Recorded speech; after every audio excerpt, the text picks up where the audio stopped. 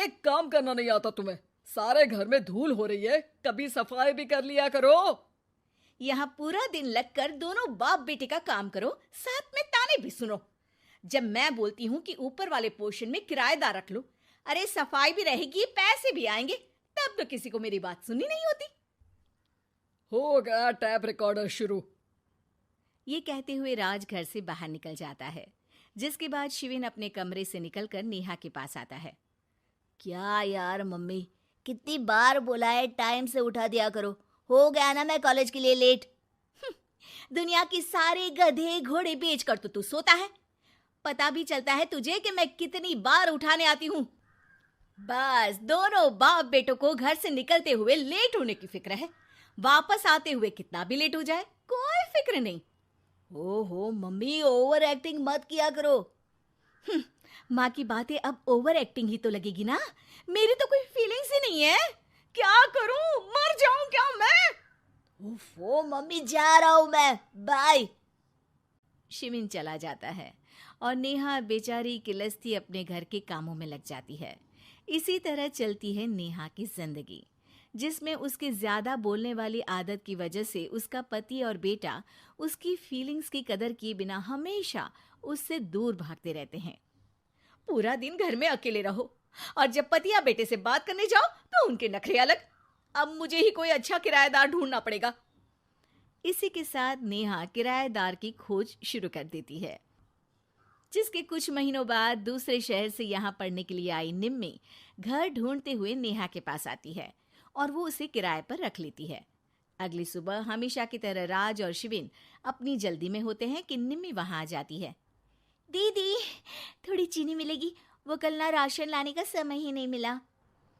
निम्मी को देखते ही दोनों बाप बेटे की जल्दी वहीं खत्म हो जाती है और वो निम्मी को इम्प्रेस करने की रेस में भागने लगते हैं। अरे मम्मी को क्यों परेशान करना, मैं हूं ना।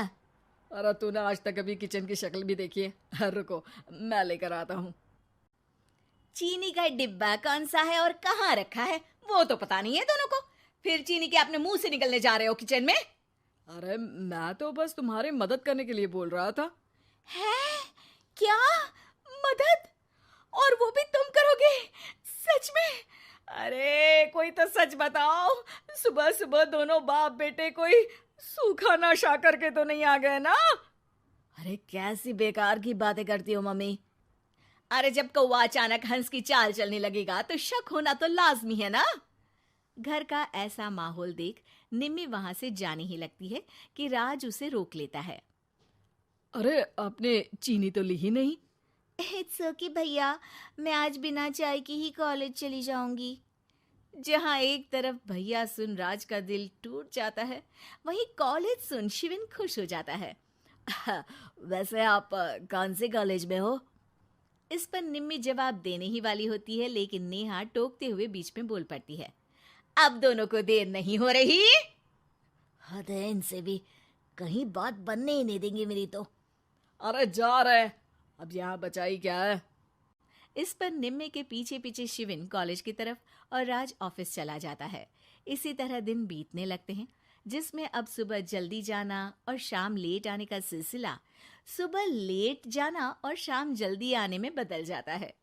एक शाम वो दोनों समय से पहले ही घर वापस आ जाते हैं, जिन्हें देख नेहा हैरान रह जाती है।